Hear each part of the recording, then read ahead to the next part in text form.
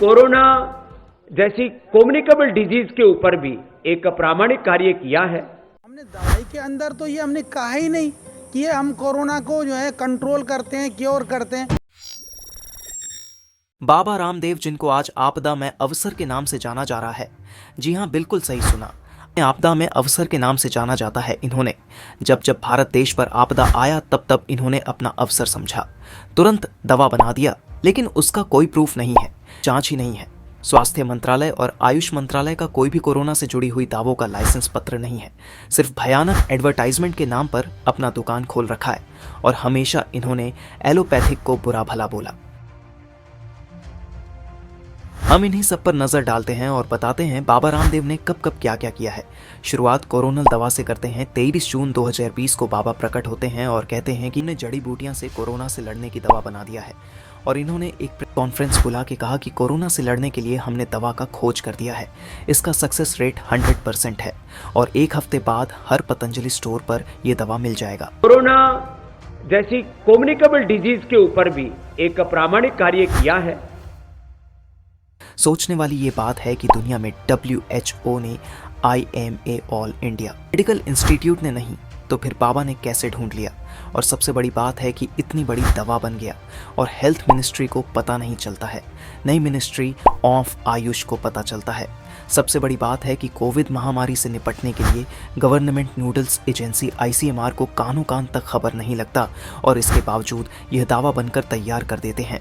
जब ICMR को पता चला तो उन्होंने तुरंत कोरोनिल, जो बाबा रामदेव ने कोविड की दवा बनाने का दावा करते हैं, उसे पर तुरंत रोक लगाने के लिए आदेश जारी करती है।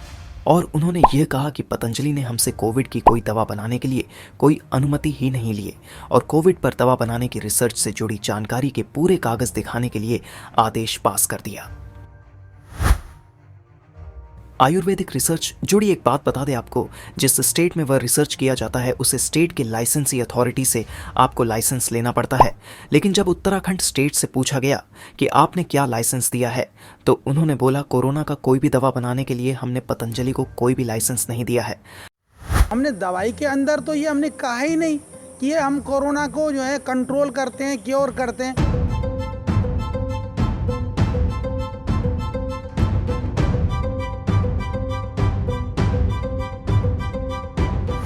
कहा है कि हमने केवल दिव्य कोरोनिल टैबलेट और वो दिव्य अणु तेल और स्वासारी बटी, इनको पैक किया है। वो इम्यूनो बूस्टर और वो था खांसी जुकाम बुखार के लिए थी। मद्रास हाई कोर्ट ने पतंजलि का ऊपर 10 लाख का जुर्माना लगाते हुए कहते हैं कोविड में फैले डर और पैनिक पतंजलि लाभ उठाना चाहती है और अपने भयानक एडवर्टाइजमेंट करके जनता में यह मैसेज देना चाहते हैं कि वह कोरोना का इलाज ढूंढ लिए, जबकि वह दवा सिर्फ इम्यूनिटी बूस्ट, सर्दी जुकाम और बुखार में काम आ सकता है। बाबा रामदेव का झूठ यही तक नहीं रुका, उन्होंने कॉन्फ्रेंस करके यह दावा कर दिया कि WHO ने भी इस दवा को प्रमाणित कर दी है, जबकि यह सरासर झूठ है। लास्ट में परेशान होकर WHO ने खुद नोटिस जारी करके यह बयान दिया कि अभी तक कोई भी संस्था ने या मेडिसिन कंपनी ने कोई भी ऐसी दवा का खोज किया गया। सवाल ये कि बाबा रामदेव इतना बड़ा झूठ स्ट्रीम मीडिया में आकर कैसे बोल सकते? साहस कहाँ से पैदा होती है अपना, जिन्होंने हवा बना दिया इस न्यूज़ का कि बाबा ने कोविड मेडिसिन खोज लिया। आप मीडिया का यह पुराना रिपोर्ट देखी, इसका जवाब आप लोग कमेंट में लिखकर जरूर बताइए। हमें बाबा रामदेव अगर अपने देश से प्यार करते हैं, कैसे देश से झूठ बोल सकते हैं, देश के नागरिक को गुमराह कैसे कर सकते हैं? वह तो अपने आप को देशभक्त साबित करते हैं, स्वदेशी ब्रांड का प्रचार करते हैं, फिर इतना बड़ा झूठ कैसे फैला सकते हैं? झूठ यही नहीं रुकता है। उन्होंने तो 15 सितंबर जब पूरा देश डेंगू से परेशान था तो उन्होंने प्रेस कॉन्फ्रेंस करके दावा किया कि डेंगू का दवा भी मैं बना लिया है। अपने ब्रांड का प्रमोशन करने के लिए बाबा रामदेव हमेशा एलोपैथिक दवाइयां को बुराई करते रहे और उनको हमेशा गलत साबित करते रहे।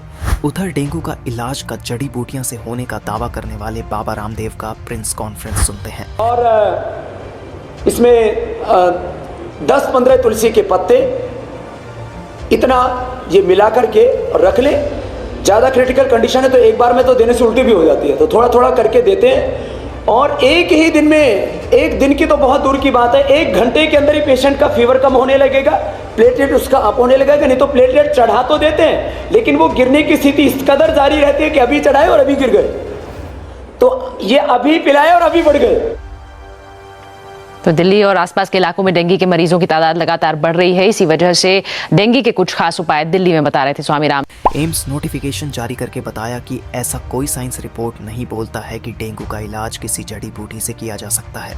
बाबा रामदेव का यह बहुत पुराना खतरनाक तरीका है। किसी भी अंग्रेजी दवा, एलोपैथी दवा का बुराई करना, उसके बारे में गलत बताना, विदेशी ताकतों का साजिश बता के फिर वह अपनी दवा लेकर जनता का सामने परोस देते हैं, जिसका कोई साइंटिफिक रिसर्च नहीं होता है, किसी का डॉक्यूमेंट नहीं होता है, किसी का लाइसेंस नहीं होता है। इससे हमारे देश के नागरिकों के लिए खतरा बढ़ जाता है। लेकिन बाबा को फर्क नहीं पड़ता। बाबा से बहुत से कहानी बाबा रामदेव का जिसके छोटे से वीडियो में नहीं बताया जा सकता। अगर आपको ऐसे ही वीडियो चाहिए तो आप कमेंट में लिखकर बताइए। जय हिंद दोस्तों।